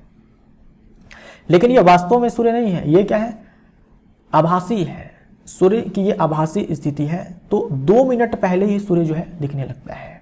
इसको बोलते हैं अग्रिम सूर्योदय, वायुमंडलीय अपवर्तन के कारण। वायुमंडलीय अपवर्तन के कारण, ठीक है। देखो यहां से प्रकाश जो है वो ऐसे सीधी चला है, ठीक, क्योंकि भाई अंतरिक्ष है, कोई वायुमंडल नहीं है। लेकिन जैसे ही हमारे वायुमंडल में यह प्रकाश जो है प्रवेश करता है, इसका अपवर्तन होता है और अपवर्तन के कारण सूर्य की आभासी स्थिति यहां पर बनती है, सूर्य पहले ही दिखने लगता है। सेम चीज क्या होता है भाई? सूर्यास्त के समय होता है। वास्तविक सूर्यास्त कब माना जाएगा? जब सूर्य जो है क्षितिज के नीचे आ जाएगा, ठीक है, क्षितिज के नीचे आ जाएगा। और क्षितिज के नीचे आने के बाद भी इसी अपवर्तन के कारण सूर्य 2 मिनट सूर्यास्त, वास्तविक सूर्यास्त के बाद भी क्षितिज के निकट नीचे जो है सूर्य आ जाता है, उसके बाद भी 2 मिनट तक सूर्य जो है दिखता रहता है। सूर्य की क्षितिज के सापेक्ष वास्तविक तथा आभासी स्थितियां दर्शाई गई है इस वाले में। वास्तविक सूर्यास्त तथा आभासी सूर्यास्त के बीच समय का अंतर भी जो है लगभग 2 मिनट ही होता है। इस परिघटना के कारण ही सूर्योदय तथा सूर्यास्त के समय सूर्य का चक्रिका चपटी प्रतीत होता है। ये भी आपसे पूछा जाता है, सूर्य जो है अंडाकार प्रतीत होता है, चपटा प्रतीत होता है, क्या कारण है भाई? चक्रिका चपटी प्रतीत होती है, क्या कारण है? वायुमंडलीय अपवर्तन के कारण। ठीक है, तो अग्रिम सूर्योदय, विलंबित सूर्यास्त, तारों का टिमटिमाना और सूर्य का चपटा प्रतीत होना। सूर्य का चपटा प्रतीत होना कब? सूर्योदय तथा सूर्यास्त के समय। किसके कारण? वायुमंडलीय अपवर्तन के कारण। अब आइए हम लोग पढ़ते हैं प्रकाश का प्रकीर्णन टॉपिक को। प्रकाश का प्रकीर्णन, वायुमंडलीय अपवर्तन के कारण ये सारी भौतिक घटनाएं आप याद रखेंगे। ठीक है, ये 2 मिनट समय जो है ये आपको ध्यान में रखना है। कुल मिलाकर जो 4 चीजें जो है आपको यहाँ पर याद रखनी है। तारे क्यों टिमटिमाते हैं? वायुमंडलीय अपवर्तन के कारण। अग्रिम सूर्योदय, विलंबित सूर्यास्त, किसके कारण भाई? वायुमंडलीय अपवर्तन के कारण। और जो सनसेट और सनराइज यानी कि सूर्यास्त और सूर्योदय के समय जो सूर्य हमें चपटा प्रतीत होता है, अंडाकार प्रतीत होता है, वायुमंडलीय अपवर्तन के कारण। अब है प्रकाश का प्रकीर्णन। इसके कारण भी बहुत सारी भौतिक घटनाएं हैं जो हमारे दैनिक जीवन में देखने को मिलती है। प्रकाश तथा हमारे चारों ओर की वस्तुओं के बीच अन्योन्य क्रिया के कारण ही हमें प्रकृति की अनेक आश्चर्यजनक परिघटनाएं देखने को मिलती है। जैसे देखो, आकाश का नीला रंग, गहरे समुद्र के जल का रंग, सूर्योदय तथा सूर्यास्त के समय सूर्य का रक्ताभ दिखाई देना, इन सारे के पीछे जिम्मेवार क्या है? प्रकाश का प्रकीर्णन। कुछ ऐसी अद्भुत परिघटनाएं हैं जिनसे हम परिचित हैं। पिछली कक्षाओं में आपने कोलाइडी, क्लास 9th वाले चैप्टर में है ना, तत्व यौगिक मिश्रण वाले चैप्टर में मिश्रण जो है 3 प्रकार के होते हैं, उसमें से एक कोलाइडी मिश्रण भी होता है। तो वहां हम लोगों ने पढ़ा था कि जब कोलाइड से हम लोग प्रकाश को गुजारते हैं तो प्रकाश का पाथ जो है दिखने लगता है प्रकाश के प्रकीर्णन के कारण, और वो जो पाथ दिखता है इस घटना को हम लोग टिंडल प्रभाव कहते हैं। तो कोलाइडी कणों द्वारा प्रकाश का प्रकीर्णन का मतलब होता है कि प्रकाश जब माध्यम से गुजरता है तो माध्यम के जो भी कण है उससे प्रकाश टकरा करके अलग अलग डायरेक्शन में फैल जाता है, छितरा जाता है। इसी को हम लोग प्रकाश का प्रकीर्णन कहते हैं। भाई प्रकाश जा रहा था, माध्यम में बहुत सारे कण हैं, तो माध्यम के कण से प्रकाश टकराकर फैल जाए, माध्यम के कण से प्रकाश टकराकर फैल जाए, इसी को हम लोग क्या बोलते हैं? प्रकाश का प्रकीर्णन बोलते हैं। राइट। किसी वास्तविक विलयन से गुजरने वाले प्रकाश किरण पुंज का मार्ग हमें दिखाई नहीं देता है, हम लोग पढ़ चुके हैं, है ना। 3 प्रकार के मिश्रण होते हैं ना, 2 प्रकार के मिश्रण होते हैं, समांगी, विषमांगी। तो समांगी मिश्रण से जब हम लाइट को गुजारते हैं, जैसे नमक पानी का घोल, चीनी पानी का घोल, या फिर आप शराब और जल का जो मिलाते हो, मिक्सचर जो बनाते हो, वो भी क्या है? अपने आप में वास्तविक विलयन है। और वास्तविक विलयन से जब प्रकाश गुजरता है तो हमें जो है प्रकाश का पाथ दिखाई नहीं पड़ता है, क्योंकि विलयन के कण इतने छोटे होते हैं कि प्रकाश का प्रकीर्णन नहीं हो पाता है। लेकिन जब हम किसी कोलाइडी विलयन से प्रकाश को गुजारते हैं तो जो कोलाइडी विलयन होते हैं उनमें जो कणों का साइज होता है वो अपेक्षाकृत बड़ा होता है वास्तविक विलयन में जो कणों का आकार होता है उसके तुलना में। तो यहाँ पर प्रकाश का प्रकीर्णन होता है और जो लाइट का पाथ है वो दिखने लगता है। अगर आप मिल्क से लाइट को पास करवाएंगे तो मिल्क से आपको लाइट का पाथ जो है दिखाई पड़ेगा, क्योंकि मिल्क जो है अपने आप में कोलाइडी विलयन है। तो टिंडल प्रभाव का मतलब होता है प्रकाश का पाथ का दिख जाना। जब प्रकाश माध्यम से गुजरे और उस माध्यम में प्रकाश का पाथ आपको दिख जाए, रास्ता आपको दिख जाए, इसे हम लोग टिंडल प्रभाव कहते हैं। इस घटना को टिंडल प्रभाव कहते हैं। टिंडल नाम के वैज्ञानिक ने इसकी खोज की थी। लेकिन यह रास्ता क्यों दिखता है, अर्थात टिंडल प्रभाव क्यों दिखता है? तो प्रकाश के प्रकीर्णन के कारण। पृथ्वी का वायुमंडल सूक्ष्म कणों का एक विषमांगी मिश्रण है। पृथ्वी का वायुमंडल सूक्ष्म कणों का एक विषमांगी मिश्रण है। इन कणों में भाई धुआं है, जल की सूक्ष्म बूंदें हैं, धूल है, ये सारे निलंबित होते हैं पृथ्वी के वायुमंडल में। तथा वायु के अणु भी क्या है? सम्मिलित है। जब कोई प्रकाश किरण पुंज ऐसे महीन कणों से टकराता है तो उस किरण पुंज का मार्ग दिखाई देने लगता है। इन कणों से विस्तृत प्रकाश प्रवर्तित होकर हमारे पास तक पहुंचता है। कोलाइडी कणों द्वारा प्रकाश के प्रकीर्णन की परिघटना टिंडल प्रभाव उत्पन्न करती है। कोलाइडी कणों द्वारा प्रकाश के प्रकीर्णन की परिघटना टिंडल प्रभाव उत्पन्न करती है। और टिंडल प्रभाव का मतलब यही है प्रकाश किरण पुंज का मार्ग दिख जाना, जिसके विषय में आप कक्षा 9 में पढ़ चुके हैं, केमिस्ट्री वाले चैप्टर में, तत्व यौगिक मिश्रण वाले चैप्टर में। जब धुएं से भरे किसी कमरे में किसी सूक्ष्म छिद्र से कोई पतला प्रकाश किरण पुंज प्रवेश करता है तो इस परिघटना को देखा जा सकता है। इस प्रकार प्रकाश का प्रकीर्णन कणों को दृश्य बनाता है ना। कण से टकरा करके हमारे आंख में प्रकाश किरण जो है वो आती है तो कण भी हमें दिखने लगता है। जब किसी घने जंगल के वितान है ना कैनोपी से सूर्य का प्रकाश गुजरता है तो टिंडल प्रभाव को देखा जा सकता है। जंगल के कुहासे में जल की सूक्ष्म बूंदें प्रकाश का प्रकीर्णन कर देती है। जंगल के वितान से सूर्य का प्रकाश गुजरता है तब जो टिंडल प्रभाव होता है, कारण क्या है? प्रकाश का प्रकीर्णन। लेकिन कौन करता है? तो जंगल के कुहासे में जल की सूक्ष्म बूंदें है वो करता है। इसकी बात की जा रही है। यह प्रकाश का पाथ आपको दिख रहा है, इसे बोलते हैं टिंडल प्रभाव। इस घटना को टिंडल प्रभाव कहते हैं। क्यों होता है? तो प्रकाश के प्रकीर्णन के कारण। ठीक है, क्यों होता है? तो प्रकाश के प्रकीर्णन के कारण यहां पर जल की सूक्ष्म बूंदें जो है प्रकाश का प्रकीर्णन कर देती है। ऐसे कमरे में जब धूप आती है तो आपको जो है डस्ट पार्टिकल्स दिखाई पड़ते हैं और ऐसे लाइट का पाथ जो है आपको दिखाई पड़ता है। तो ये भी लाइट का पाथ जो दिखा, इस घटना को टिंडल प्रभाव कहेंगे। क्यों? जो भी यहाँ पर एयर है, इस कमरे में जो भी पार्टिकल्स छोटे छोटे प्रेजेंट है उसके कारण प्रकाश का प्रकीर्णन हुआ, लाइट का पाथ आपको दिखा, ये टिंडल प्रभाव कहलाता है। और आपने देखा होगा कण भी जो है वो झिलमिलाते होते हैं, कण भी जो है वो रेंडमली मोशन कर रहे होते हैं, ऐसा आपने देखा भी होगा, है ना। यहाँ पर जो कण होते हैं वो भी जो इधर उधर भागते हुए नजर आते हैं, वो कण क्यों दिखाई पड़ा? प्रकाश के प्रकीर्णन के कारण, प्रकाश के परावर्तन के कारण, प्रकीर्णन के कारण भी आप यहाँ बोल सकते हो कि जो प्रकाश है कण से टकरा करके हमारे आंखों में प्रवेश करता है तो कण जो है हमें दिखता है। प्रकीर्णित प्रकाश का वर्ण, अब देखो ये आप अच्छे से ध्यान में रखिएगा, एग्जाम में बहुत पूछा गया है। ये प्रकाश है, माध्यम के कण से ऐसे टकराया और टकरा करके जो है आपके आंखों में आया। ठीक है, टकरा करके जो है आपके आंखों में आया। अब ये जो प्रकीर्णित प्रकाश का जो रंग है, प्रकीर्णन के बाद ये जो प्रकाश आपकी आंखों में आ रहा है, इसका जो रंग है किस पर डिपेंड करता है? तो ये डिपेंड करता है इस कण के साइज पे। ये जो कण का साइज है इस पर डिपेंड करता है प्रकीर्णन के बाद का जो लाइट है उसका रंग।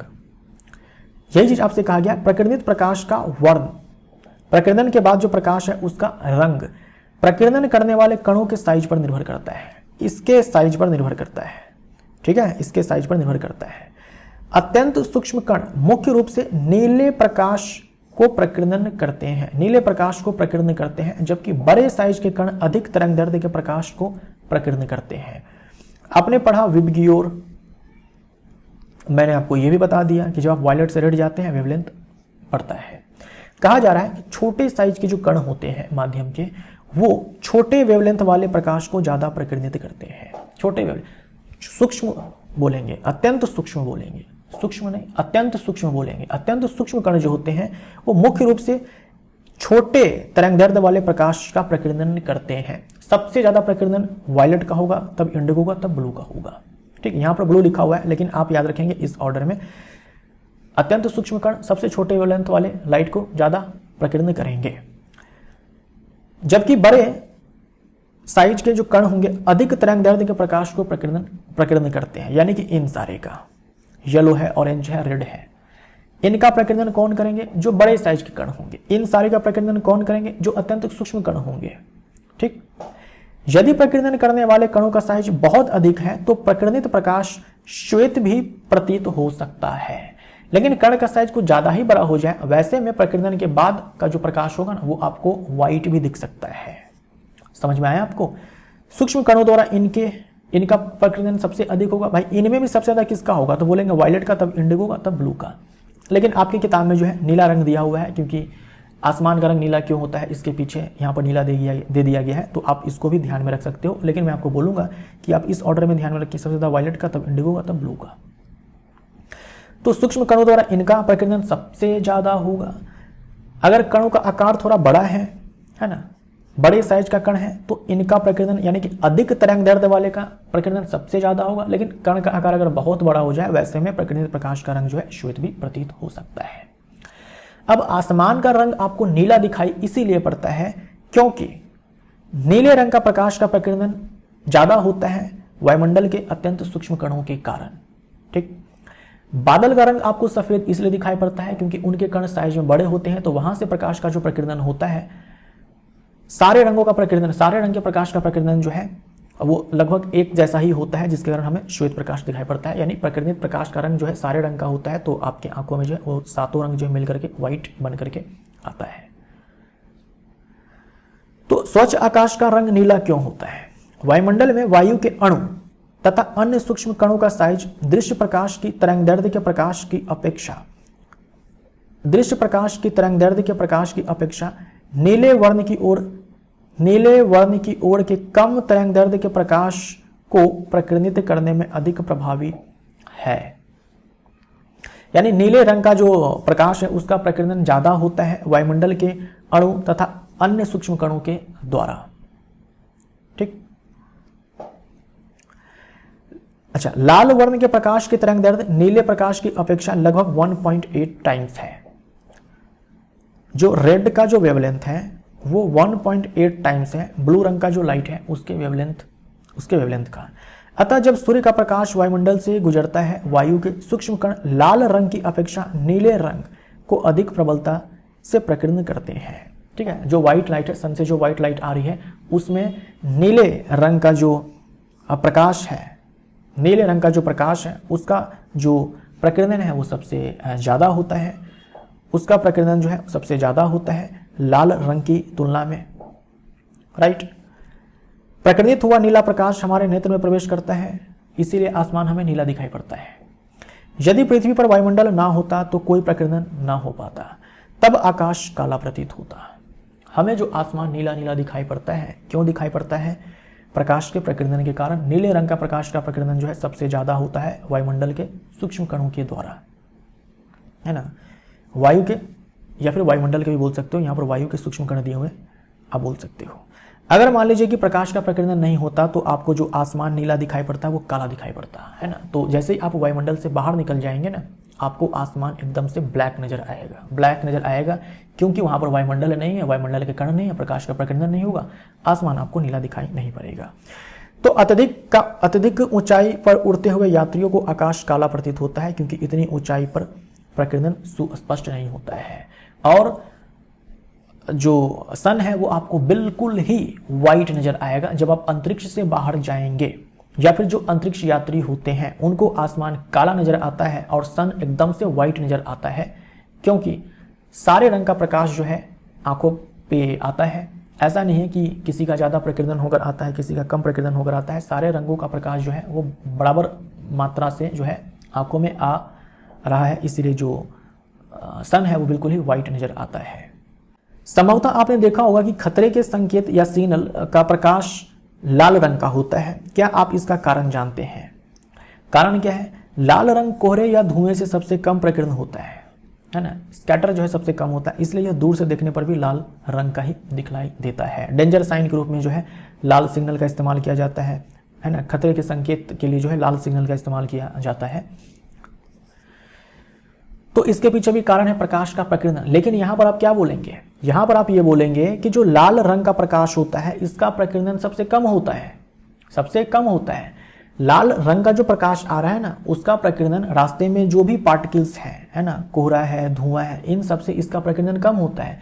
प्रकीर्णन अगर कम होगा तो ज़्यादा से ज़्यादा लाइट जो है आपकी आंखों में प्रवेश करेगा और आपको वो वस्तु जो है अच्छे से दिखाई पड़ेगी।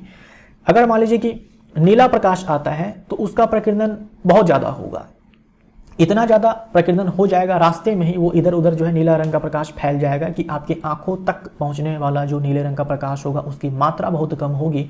तो ऐसे में कम मात्रा में अगर नीले रंग का प्रकाश आपकी आंखों में आ रही है तो आपको जो नीला ऑब्जेक्ट है वो दूर से अच्छे से दिखाई भी नहीं पड़ेगा। लाल रंग का प्रकाश अगर हमारी आंखों में आता है तो उसका प्रकीर्णन जो है बहुत ही कम होता है, क्योंकि तरंगदैर्ध्य ज़्यादा है, इसलिए तो कम प्रकीर्णन हुआ तो ज़्यादा से ज़्यादा अमाउंट में लाइट जो है वो रेड लाइट जो है आपकी आंखों में प्रवेश करेगा और जो भी रेड ऑब्जेक्ट है जहाँ से वो लाइट जो है वो आ रही है वो ऑब्जेक्ट आपको अच्छे से दिखाई पड़ेगा। ठीक है, यूँ मान लो कि नीला रंग का प्रकाश जो है वो रास्ते में खत्म हो जाता है, कम अमाउंट में हमारे आंखों में नीले रंग का प्रकाश आता है तो नीले रंग का जो ऑब्जेक्ट है, जो भी लाइट सोर्स है, वो हमें अच्छे से दिखेगी नहीं। लाल रंग का प्रकाश जो लाइट सोर्स से आ रहा है उसका प्रकीर्णन रास्ते में बहुत कम होता है, यानी रास्ते में वो इधर उधर भागते बहुत कम है और ज़्यादा से ज़्यादा हमारे आंखों में प्रवेश करते हैं तो हमें जो ऑब्जेक्ट है वो हमें अच्छे से दिखाई पड़ता है। इसीलिए दूर से ही जो है ये रेड सिग्नल जो है हमें नजर आ जाए, इसीलिए इस्तेमाल किया जाता है इसको खतरे के संकेत के रूप में। ठीक, सूर्योदय तथा सूर्यास्त के समय सूर्य का रंग हमें रक्ताभ प्रतीत होता है, रक्ताभ प्रतीत होता है। इसके पीछे भी सेम कॉन्सेप्ट है कि जो अधिक तरंगदैर्ध्य वाले प्रकाश होते हैं उसका प्रकीर्णन सबसे कम होता है। इसीलिए क्या आपने सूर्योदय तथा सूर्यास्त के समय आकाश तथा सूर्य को देखा है? क्या आपने सोचा है कि सूर्य तथा उसके आसपास का आकाश रक्ताभ क्यों प्रतीत होता है ना? ऐसे रक्ताभ क्यों प्रतीत होता है? आकाश के नीले रंग तथा सूर्योदय या सूर्यास्त के समय सूर्य का रक्ताभ प्रतीत होने को समझने के लिए आइए एक क्रियाकलाप करें। देखो, एक एक्टिविटी जो है आपको यहाँ पर दी गई है। देखो आपसे क्या सब कहा गया है, कोई अभिसारी लेंस यानी कि उत्तल लेंस लेकर इसे फोकस पर श्वेत प्रकाश का तीव्र स्रोत S रखिए। लेंस प्रकाश का समांतर किरण पुंज प्रदान करता है। कहा है कि आपको एक उत्तल लेंस लेना है और यहां से जो है व्हाइट लाइट को जो है गुजारना है। व्हाइट लाइट को जब आप गुजारेंगे तो इससे क्या है, समांतर किरण पुंज आपको मिलने वाली है। आपसे यह कहा जा रहा है कि आपको एक यहां पर देख लो, ये एक लेंस लिया गया है। लेंस के फोकस पे जो है व्हाइट लाइट के सोर्स को डाला गया है। एक ऐसे लाइट सोर्स को डाला गया है जहां से व्हाइट लाइट जो है वो आने वाली है। जब डाला गया, इसको लेंस के फोकस पे डाला गया, तो हम लोग पढ़ चुके हैं कि अगर मान लो ये उत्तल लेंस है, फोकस पर अगर आप किसी वस्तु को डालते हो तो यहाँ से प्रकाश की किरण जब लेंस से अपवर्तित होगी तो ऐसे मुख्य अक्ष के समानांतर जाएगी। तो सेम चीज आपको यहाँ पर बताया गया है कि ये जो लेंस है इसके मुख्य फोकस पर लाइट सोर्स को डाला गया है, व्हाइट लाइट को सोर्स को डाला गया है। यहाँ से जो प्रकाश किरण है वो निकली है और लेंस से गुजरने के बाद वो पैरेलल हो चुकी है। ठीक, ये पॉइंट आपको समझ में आया। प्रकाश के समांतर किरण पुंज को स्वच्छ जल से भरे एक पारदर्शी कांच के टैंक से गुजारिए। अब इस समानांतर प्रकाश के किरण पुंज को हमें क्या करना है, किससे गुजारना है? एक ग्लास लेना है आपको। कांच के टैंक में है, जो कांच के टैंक में जो है पानी लिया गया है ताकि आपको लाइट का पाथ जो है वो दिखे या ना दिखे ये आप अच्छे से चेक कर सको। तो जो टैंक लिया गया वो कांच का टैंक है ना। स्वच्छ जल है, बिल्कुल स्वच्छ जल है, उसमें कुछ भी मिलावट नहीं है। तो इस समानांतर प्रकाश के समानांतर किरण पुंज को जल से गुजारा गया है, स्वच्छ जल से गुजारा गया है ना, कांच के बर्तन में रखा गया है। अब देखो, किसी एक गत्ते में बने एक वृत्ताकार छिद्र से इस प्रकाश किरण पुंज को गुजरने दीजिए। अब एक गत्ता लिया गया है, इसमें एक छेद कर दिया गया है। छेद करने के बाद क्या होगा भाई, इधर से प्रकाश जो है वो ब्लॉक हो जाने वाला है, केवल इस छेद से होकर के जाएगा। अब इस छेद से होकर के जो प्रकाश जाएगा इसको भी आप क्या करना है, अब क्या करना है, एक दूसरे उत्तल लेंस से गुजारना है। इस बार प्रकाश की किरण देखो, जो ये लेंस है इस पर ऐसे समानांतर आपतित होने वाली है। तो ये सारी किरणें जो है वो मुख्य फोकस पर जाकर के मिलेगी। ठीक, चित्र 11.11 में दर्शाए अनुसार एक दूसरे अभिसारी लेंस यानी कि उत्तल लेंस L2 का प्रयोग करके वृत्ताकार छिद्र का स्पष्ट प्रतिबिंब पर्दे पर बनाइए।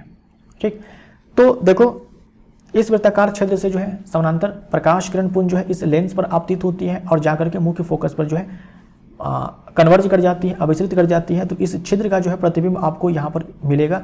ये MN जो है पर्दा लिया गया है। अब देखो क्या कहा गया है, टैंक में लगभग 2 लीटर स्वच्छ जल लेकर इस वाले टैंक में 2 लीटर आपको स्वच्छ जल लेना है और उसमें 200 ग्राम सोडियम थायोसल्फेट जो है घोल देना है। जल में लगभग 1 से 2 ml सांद्र सल्फ्यूरिक अम्ल डालिए। आप क्या देखते हैं? अब देखो यहाँ पर क्या सब कहा गया है। लगभग 2 मिनट के पश्चात, 2-3 मिनट के पश्चात आप सल्फर के सूक्ष्म कणों को अवशेपित होते देखेंगे। जैसे ही सल्फर के कण बनना प्रारंभ होते हैं, सल्फर के कण कहाँ से आए? सोडियम थायोसल्फेट जो है ये अपने आप में एक सॉल्ट है, आयनिक सॉल्ट है। तो यहाँ से सोडियम आयन, थायोसल्फेट आयन जो है आपको मिलेगा। आप कांच के टैंक के 3 पार्श्वों से नीला प्रकाश देख पाएंगे। 3D में इमेजिन कीजिए, आप 3D में इमेजिन कीजिए 1 2 3 4 मतलब एक बर्तन आपने ले रखा है। तो 3 साइड से जो है आपको नीले रंग का प्रकाश दिखेगा। ये आपसे कहा जा रहा है, नीले रंग का प्रकाश दिखेगा। यह सल्फर के सूक्ष्म कोलाइडिक कणों द्वारा कम तरंगदैर्ध्य के प्रकाश के प्रकीर्णन के कारण हुआ है। तो आपने पढ़ा ना कि प्रकाश का प्रकीर्णन जो है वो सूक्ष्म कणों के द्वारा, अत्यंत सूक्ष्म कणों के द्वारा नीले रंग के प्रकाश का प्रकीर्णन सबसे ज्यादा होता है, राइट। इसीलिए सल्फर के जो अत्यंत सूक्ष्म कण हैं उसके द्वारा नीले रंग का प्रकाश का प्रकीर्णन ज़्यादा हुआ, तो जो बर्तन है उनमें 4 फलक हैं, 4 साइड हैं, उसमें से 3 साइड में जो है आपको नीले रंग का प्रकाश दिखेगा। अब देखो, कांच के टैंक के चौथे पार्श्व से वृत्ताकार छिद्र की ओर जो चौथा पार्श्व है, जो चौथा साइड है, चौथा जो फलक है, जो इस गत्ते की साइड है, इस छिद्र की साइड है, यहां पर देखो प्रकाश के रंग का परीक्षण कीजिए। तो यहां पर आप देखेंगे कि जो प्रकाश है वो लाल रंग का दिखाई पड़ रहा है, ठीक है। और आपने पढ़ा था कि ये लाल रंग का प्रकाश क्यों दिखाई पड़ रहा है, यहां पर अलग कॉन्सेप्ट है। नीले रंग का प्रकाश का प्रकीर्णन जो है वो ज्यादा हो चुका है, तो 3 साइड से आपको नीले रंग का ही प्रकाश दिखेगा।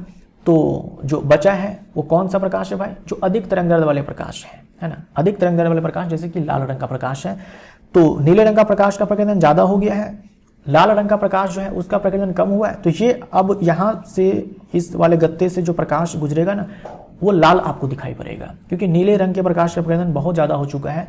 मान लो कि अब वो खत्म हो गया है नीले रंग का प्रकाश जो है, यानी गत्ते के साइड आते आते, गत्ते के साइड यहाँ पर इस गत्ते के साइड आते आते प्रकाश में जो है नीला रंग अब बहुत कम बचा है, नीला रंग जो है अब बहुत कम बचा है, क्योंकि उसका प्रकीर्णन जो है सल्फर के सूक्ष्म कणों द्वारा हो चुका है। नीला रंग जो है अब उस पूरे बोल सकते हो कि इस व्हाइट लाइट में अब कम बचा है। और अधिक तरंगदैर्ध्य का प्रकाश जैसे कि लाल है, नारंगी है, ये सब बचे हैं। तो अब आपको इस वाले साइड में जो है लाल नारंगी रंग का प्रकाश दिखेगा, और इस छिद्र से भी जो है कौन सा प्रकाश पार होगा, यही लाल नारंगी रंग का प्रकाश पार होगा। ऐसा नहीं कि इसमें नीला रंग नहीं होगा, लेकिन वो कम होगा, कम अमाउंट में होगा।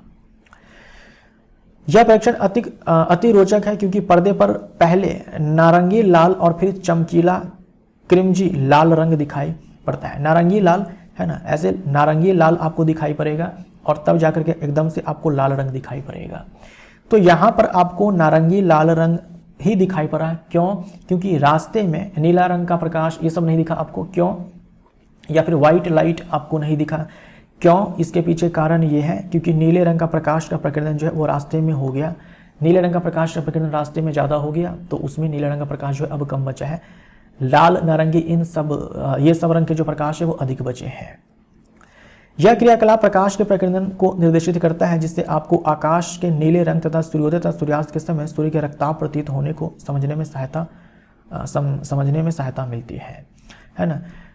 देखो, जब सन जो है ठीक हमारे ऊपर होता है, सन जो है ठीक हमारे ऊपर होता है, ऐसे में जो वाइट लाइट है, ऐसे में जो वाइट लाइट है वो हमारे वायुमंडल में कम ट्रैवल करता है। ठीक जब ऊपर होता है, जब ठीक ऊपर होता है तो वाइट लाइट जो है हमारे वायुमंडल में कम डिस्टेंस ट्रैवल करता है। तो ऐसे में बोल सकते हैं कि वायुमंडल में कणों का सामना जो है श्वेत प्रकाश को कम करना पड़ता है।